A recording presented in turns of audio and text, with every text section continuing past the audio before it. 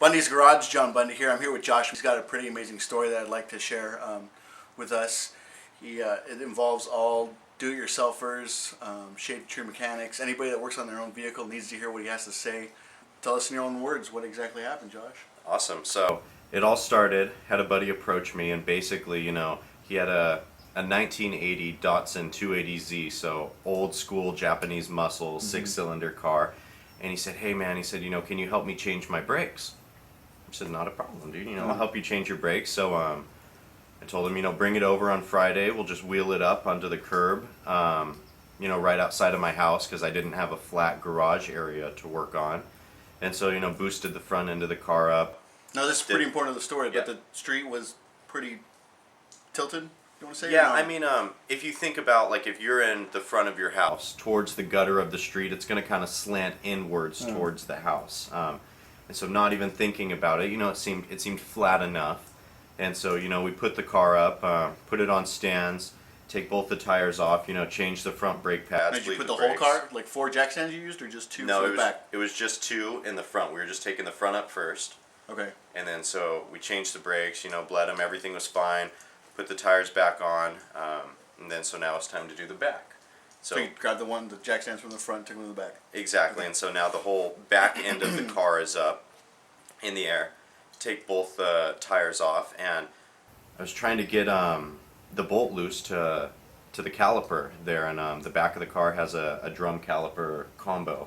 Yeah, I don't know when the last time this stinking bolt was changed, but I couldn't get it loose. And normally you just kind of boom, boom, boom, hit it a couple times and it'll break. And I just couldn't. And asked my buddy Connor. He was standing there. You give it a shot, because I was already out of breath, like spent. He couldn't. He just kept trying, and I was like, you know what? I was like, all right, I'm gonna get under the car. And so I slide under the car to where just my legs are sticking out, and I'm trying to break this bolt, and I'm just hitting away at it. Was it like a hammer, or what you got? No, just my arm. Yeah, just my arm trying to get it. Were you on a creeper, or were you just on your back? I was just on my back, okay. And because again it was pretty low. I was just barely under there. I was in the street. Should have been just a quick process, and I was trying. So I'm just getting frustrated, tweaking this thing, not noticing the whole time that the weight of the car is shifting as I'm tweaking this bolt, because there's so much. This sucker was torqued down. I don't know why it was, but so I'm trying to break it. Car weight shifting, and the problem now that How's it shifting? Is it shifting? It's shifting from front to back, and so it's rocking back and forth. Exactly. Front to back. And so as it's rocking front to back, what I didn't realize at the time is the jack stand that I had put up in the gutter of the street was it a 3-ton, 6-ton? Do you remember? Ooh, I think it was just a little 3-ton. Okay. It wasn't all the way level on the street, and so it was partly in the gutter, partly on the street, and so it wasn't perpendicular to the ground. It was a little bit off. So as that car weight shifted, the jack stand actually slipped out from underneath itself. As that one slipped out, this far side slipped out as well, and mind you, both the tires are off the back end of the car. The rotor comes and hits the asphalt on one side and hits me and pins me underneath on what would be the passenger side of the car. What pinned you? The rotor? The rotor, I have a couple scars on my arm right here. That actually, my arm was over my chest like this. So the rotor was here. What would be maybe the oil pan or gas tank was completely on my face. And there was something else, maybe part of the wheel well on my abdomen area, and just completely pinned. There was no wiggle room, nothing at all. So, every mechanic's worst fear, and And what were you thinking when this happened? Is it just the first thought that came to mind is, I tried to wiggle and just nothing. There was nothing. Could you breathe? Not really, and it was very, very difficult to breathe because of the enormous. It's a 3,000-pound car, and so all of that weight on my chest. I was panicking, dude. It was like it was this is it, and there's no getting this car off of me right now. And poor Connor's outside of the car, freaking out, and I'm just saying, Connor, help, Connor, help. And so he just, poor kid is freaking out. He's screaming, somebody help, and he's yelling. Now, where's the jack that you used to jack up the car? It had actually fallen underneath the car, and so there was no way to get it out. There was no trying to get it out, and so he's yelling for people to come up, and poor kid's trying to lift the car up, and it's a 3,000-pound car. There was no way. And so he's he's yelling for people, and I'm realizing, well, I'm pinned underneath this car, this is it. I guess. So what's going through your mind, dude? Are you thinking, I'm gonna die, I'm not gonna see my family, should have put the jack stand right, I should have done this, what were you thinking? In a time like panic and stuff like that, I guess you would think, you would contemplate, your family, your loved ones and everything. I was almost, I kind of said a little prayer. I was talking to God, and I was just like, this is, I'm really young, 22 years old. I guess this is it, God. And even though, you're panicking to stay alive, by all means, you want to get out of there. There's a certain amount of contentment that I experienced. And, I realized that, if this is it, this is it. I'm ready to go home. I'm ready to go to heaven. And that was, I realized, really, like a peace came through you, Exactly. And I realized at that point, stop trying to fight it. The more you fight it, the more sporadic my breathing was, the less I was actually going to have in my lungs. So it was weird at that point. I just, really calmed down and just monitored my breathing and wasn't trying to fight it or anything because, Now, you said the whole thing took about 5 minutes. The whole time you were under the car took 5 minutes. What did that 5 minutes feel like? Half an hour, 45 minutes, an hour? Or was it just like a minute to you? It felt like it went by pretty fast, and I had to ask him afterwards. Obviously because I'm standing here today, I made it out. Did you pass out? No, I didn't. I was conscious the entire time, and so a couple more people would come out of their houses to help, and 3 people would be around the car, try and lift the car up. Just nothing, and it would come off like an inch or so, and then just come crashing back down onto me, and just, the rotor, and to kind of give you an idea of the amount of weight on me, the rotor itself actually pierced all the way down to my bone in my arm.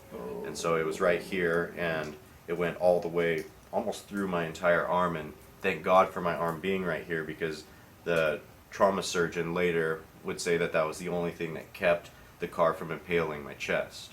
Going through your heart. And exactly, and so a few people would try, and as the time progressed, I had less and less breath, and so towards the end of it, I started yelling. I was like, Connor, like hurry! I don't have that much breath left, and he was coming down to it, and I was just like, and poor Connor, I remember hearing from underneath this car, he just cried out, and he just said, God, help us, please, and just a prayer of desperation.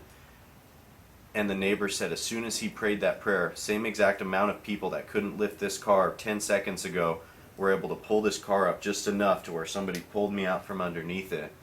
And, then right after, the car came crashing back down on the asphalt. And, oh, man. Yeah. Did you finish the car? So I got pulled out, right, and I'm kind of, I'm shaken up, and, I'm looking around, and I got up, and, lacerations, I'm all bloody and everything. The amount of pressure on the car actually popped all the blood vessels in my face and my chest, so it almost looked like, it was really gnarly looking, almost like a rash everywhere, but I realized, I'm fine. I have bumps, bruises, scrapes and stuff, but, nothing's broken.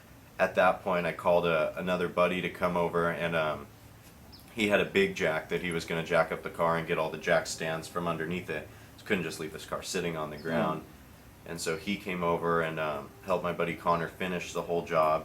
I knew I was in for it because my mom is one of the higher ups at the hospital. And so called her and told her, and she said, what, you didn't go to the hospital right away? And so I walk into the ER, and I guess the nature of the injury, they say people usually die when a car falls on somebody. They die. And they say if they don't die right away, they die a few hours later from internal bleeding. And so they kind of debated for a second, talked amongst themselves, and they said, we're going to call it. And they called it a trauma because they said, you have internal bleeding. We're going to find it somewhere. Did you end up having it? And so no, they ran all the tests and everything. They admitted me into a room. Doctor came in at about 2 a.m. at this point and was like, it's like, I can't find anything that's wrong with you. He said, but what? He's like, oftentimes we can miss stuff. He said, so we're going to keep you overnight. He's like, we're going to rerun all the tests in the morning. He's like, and we're going to find what's wrong with you. Stayed throughout the night. I'm just super sore. All the adrenaline's gone. I'm feeling it at this point. I'm like, there might be something wrong with me. my worst mechanic experience in a nutshell, dude. It was very crazy, and I'm itching to get back underneath the car. Are you really? Yeah, absolutely. Really? Seriously? Yeah, you can't get knocked off a horse and never get back on it. Well, like looking back, what could you have done to prevent it? Looking back, obviously, I would encourage everybody that's listening to make sure when you push up and set up your car on anything, make sure you're on level ground. Just level, straight. Absolutely. In a garage, preferably away from the weather. And if you have to do it, absolutely have to, do it in the gutter or in the street right outside your house. Just don't get underneath it. Because, I had taken all the necessary precautions, but it's just not safe when the ground's not level. And unfortunately, I didn't have access to a flat ground at the time, but better believe I'll never get back underneath it if it's not a flat ground. Have your car jacked up in a few different places. Level ground. I can't stress that enough. Level ground? Yeah, that was pretty sure the main reason of the car giving out. Yep, the little guy. Which one looks familiar? This Yep, one? this guy was the instrument of my death. No, I'm just kidding. This is a 3-ton? Yeah, This is 6-ton? 6-ton, and so obviously go bigger if you have them. Better to be safer, Than especially. sorry. Yeah, exactly. And So it doesn't make you scared to work on cars? I mean, it does a little bit, and especially like right after the incident happened. I mean, I'm watching my buddies work on this car, and I'm sitting off to the side, and I wanted to help, but I mean, I was still pretty shaken up, and definitely am now, but you have to overcome it. Yeah. I'm not going to take my car to an auto garage every time I need the oil changed or my brake pads changed. And I don't think any of our viewers will take their cars for Exactly, simple stuff either. exactly. And I would just motivate you guys. Don't let your fear of the unknown stop you from moving forward in things.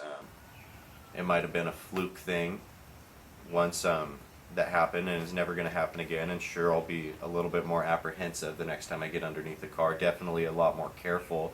But those are all good things, and those are all things that I should have been doing in the beginning, because sort of, I guess, the punk teenager mentality, nothing's going to happen to me and I'm fine and I don't need to take any safety precautionary measures. Well, that's all good and fine until a car falls on you, and then you realize, oh, there's preventative maintenance and things that could have prevented this accident. So We'll just run real quick through how did you start turning wrenches? What's your background in mechanical? How did I start turning wrenches? Just out of necessity. Around my house, I was raised without a father figure in my life, and so it's sort of the burden always fell on me when things went wrong, and sort of I had to figure things out for my own, as much direction as my mom could give me, and kind of learning how to use different tools she did. But YouTube was actually a Really? huge thing growing Really? up. Yeah, just look something up, and how do you change a brake pad or something. Chances are there's somebody that's already done it. And so did that as a teenager through high school. So what year was this you're talking about? This was 2006 that I started to get into it, because that's when I first got my driver's license. Well, Josh, I appreciate your time. Thanks for sharing with us. So, lesson learned is make sure you put your car on a flat surface and jack it up from there. Don't do it on a curved road. Yep, absolutely. And Stay appreciate it, bud. safe and keep turning wrenches, huh? All right. Thanks. Awesome.